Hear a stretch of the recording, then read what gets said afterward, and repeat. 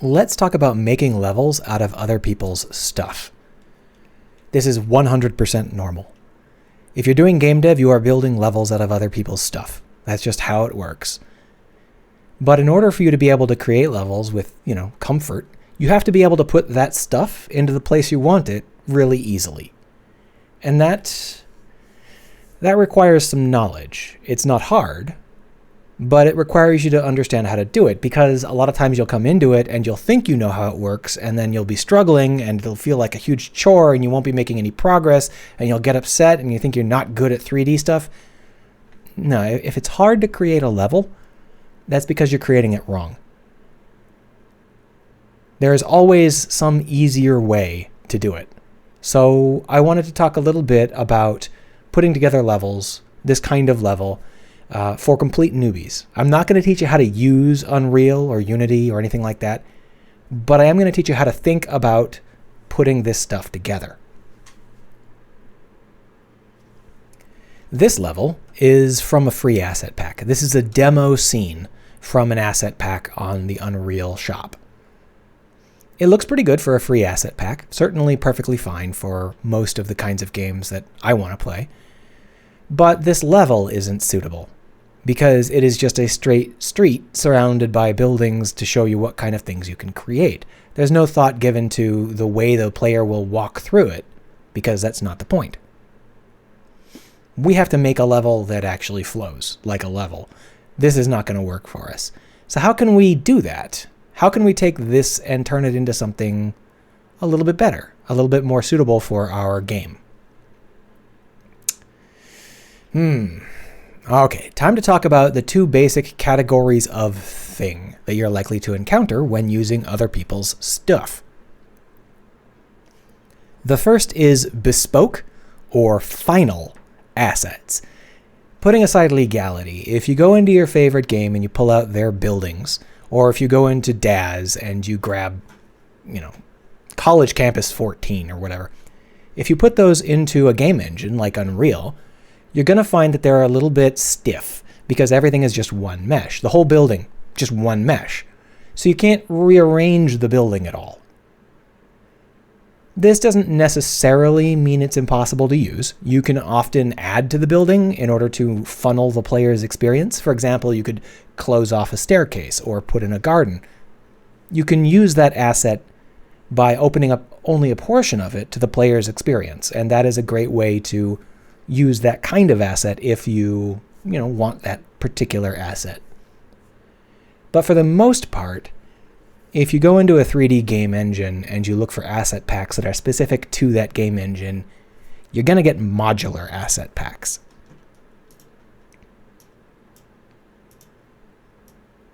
Like these. This is absolutely normal.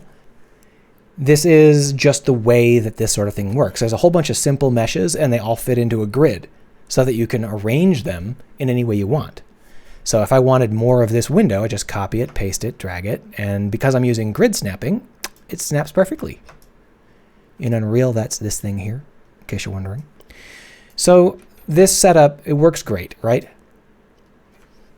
So we can just kind of put together a whole level, right? No problem, right? Well, there are a couple of things you need to be aware of. First things first, this demo scene is not intended for you to use as is. There's no problem with you using it as is if you wanted to, but it's not intended. So for example, if I want to use this building in my level, I can just use the marquee select, grab it all, and oh look, I got like a million other things, including the entire planet. The whole world, I've selected it as part of that building. And I haven't even gotten the whole building because marquee select doesn't get anything from the backside. Anything obscured doesn't get selected.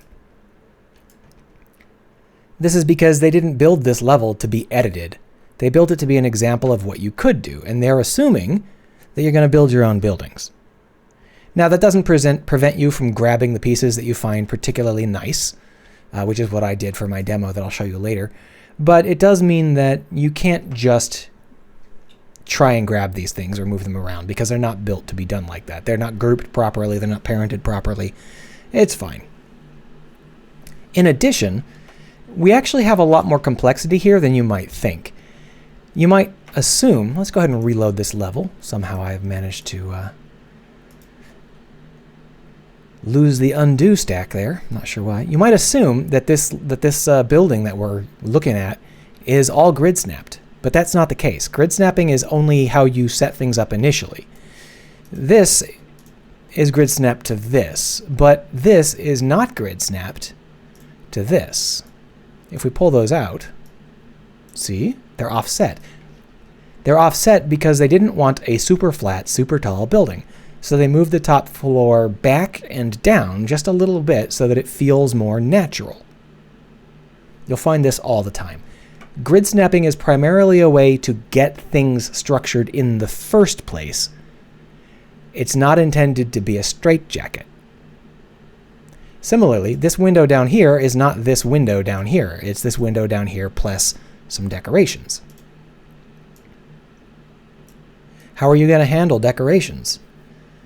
Putting aside whether you even know a decoration exists, are you going to have to drag decorations onto the building in precisely the right spot over and over and over? Wow, that would be a huge chore, right? So how do you make your own buildings? It seems like it's going to be really rough. You're going to have to do a lot of figuring out what elements you want where and so on and so forth. So let's look at another scene that they provided. Nearly every asset pack will provide you with an asset showcase. This is just like all the cool stuff that's in the pack. All the cool stuff. Look at this cool stuff.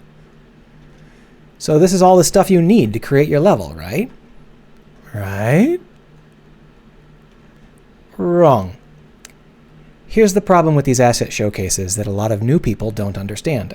A new dev might come in here thinking that this is all of the meshes, all the stuff that they're ever going to need for their level. It's all the stuff that gets provided. But that's not the case. The showcase is not here to provide you with a comprehensive list. The showcase is here to show you what's cool. Shall I show you some things that aren't in this showcase?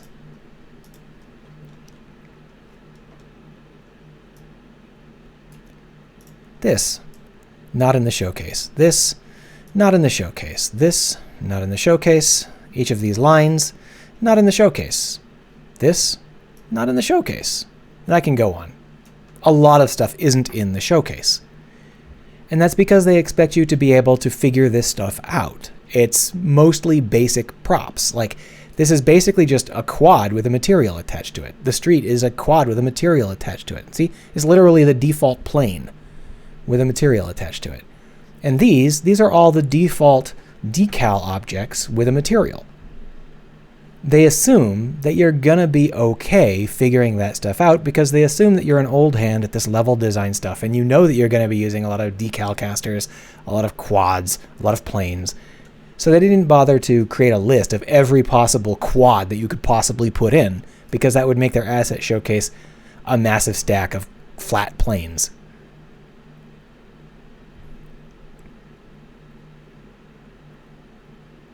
So let's talk.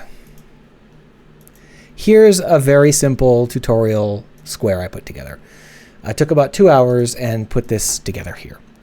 I used a couple of basic techniques. The first technique is I liberally stole from the demo scene. All of the buildings I liked the look of, I just grabbed the part of the building I liked. I liked this 4-shop set, so I went and I grabbed it. I liked this corner cafe, so I went and I grabbed it. And I just put it into an object and I lightly edited it and I plonked it down in here. I didn't try and get the whole building. There's no roof. The far side's missing. I just grabbed the pieces I liked because I didn't feel like putting them together myself. There's nothing wrong with that. The demo scene is there for you to use. It's there to show you what might be cool. Well, there it is. There's the cool thing. If you like something from the demo scene, feel free to grab it. Now, you're unlikely to be able to grab everything you want from the demo scene because it's just not arranged properly. Even in this case, I don't particularly like how I laid these buildings out, but I gave myself a 2-hour time limit, so I wasn't able to really push this any further. If I was going to really do some more work on it, I would create some more depth to these buildings, but that's all level, like actual level layout stuff. So using the marquee select and then using, turn into object, which you can see over here in Unreal, I just grabbed those from the demo scene. But most of the stuff besides the building, I didn't grab from the demo scene. Now I brought in all of the asset showcase objects. Look at all these. So maybe you're thinking that all of these objects are things I grabbed and copied and dragged over. But if I wanted to do that, I would have to copy it, paste it, manually drag it all the way over into the scene, which is just a huge chore. This is like the worst possible experience for a level designer. This is zooming in, zooming out, moving around. It is stuff that you don't want to have to do. It slows you down. It makes things extremely slow and annoying. And worst off, if what you're looking for isn't here, how are you going to get it? Right? So what are you going to do instead? Here's a trick that works really well in Unreal specifically. I think you can probably do something similar in Unity. See this? Just get rid of it. Now, obviously, you can copy and paste and drag into place. That's pretty common, right? That's the sort of thing that you're expecting. And I can copy and paste and drag it up and have a floating plane or whatever, right? So what if I want a bridge? What should I do if I want a bridge? Well, the trick is, you come down here and you type bridge. There it is. It even changes the materials for you. Now, if you don't know the name of what you're looking for, you can just come out here, look on over. Where's the bridge? It's there. And copy. And paste. There it is. Pretty nice, right? How about this? I don't want that to be a blank wall. Let's change that into a door. Door is the wrong size, but that's fine, right? We can change it into whatever we want. Oh, look, it's a little bit short, so we would have to copy it, invert it. So this one would go over here, and then we could copy and paste it, bring it over here, and reverse the scale. Looks like this is a little bit borked in this particular situation because we're actually editing an object rather than something that's in the scene, so it's a little confused. Still, you get the idea. This is something where you don't have to set everything up ahead of time. If you want to make a building, then what you do is you just grab any old building element, like say this wall here, or even this wall over here.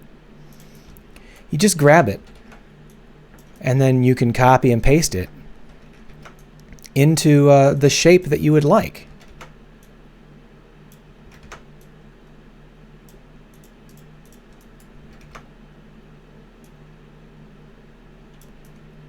Like so, and then,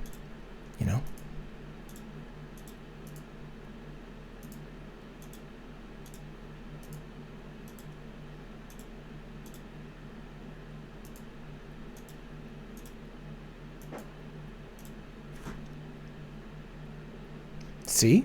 And hey, if you wanted to have decorations, you can copy and paste, and now I've got two objects precisely overlaid on top of each other, and I can just choose one of those decorative elements. There it is. This mesh already has decorative elements on it, so I'm kind of doubling up, but you get the idea, right?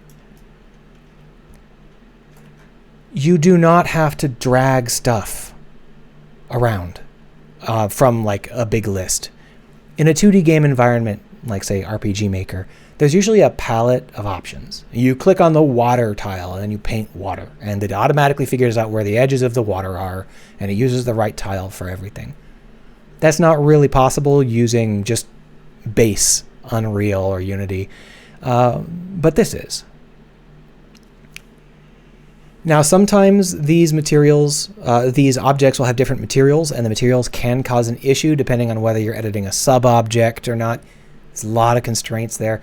But even if you manage to get the wrong material, you can always fix it. So if I were to grab this wall here by double-clicking on it and change it over into a different category of building with a different set of materials, like, say, these just have different materials.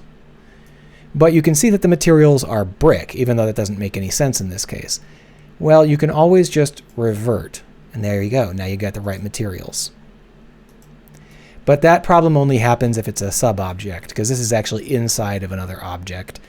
If we were going to be doing that out here with just this random block,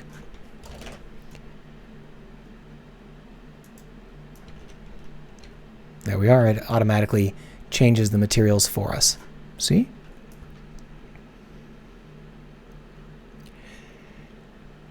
So when you're building like this, you focus mostly on the shape.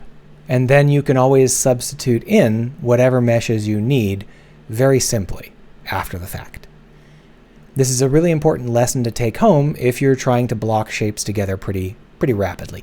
Now, if you look up tutorials on how to do level design in Unreal, almost all of them will tell you to use geoblocks to block things out. And basically geoblocks are primitives, like cubes and stuff that you can adjust easily. But a lot of them then put that stuff in Blender and then like personally model up a building in another environment. And then they export it back in here. That's not what we're trying to do. We got these modular assets. And so what we need to do is to arrange the modular assets. If we have, specific size geo primitives for block out purposes, we can arrange it so that these are tiled on top of them. But we don't have the need to go and build our own setup. And there are a lot of shortcuts we can take as people who aren't trying to do AAA, cool thing. We're just trying to get it to work. So it's okay if it's a little kludgy. And this is a great way for a beginner to work on creating the shapes they want without needing to think too hard about whether they've got to model something.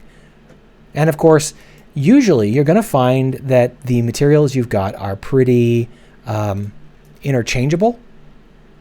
So don't feel too concerned about exactly what object you're going to put where. First, you define the shape of everything you need. And then you can go in and you can choose the assets that you want it to actually be. You can choose the exact mesh for every element. You can change the materials around so they fit your personal wishes for that area. It's fairly straightforward once you understand that you can do this. Now there is one more way to do things, and that is to use a building algorithm. This has become pretty common recently, and there are solutions in Unreal, in Blender. There's a whole bunch of middleware you can use to create buildings.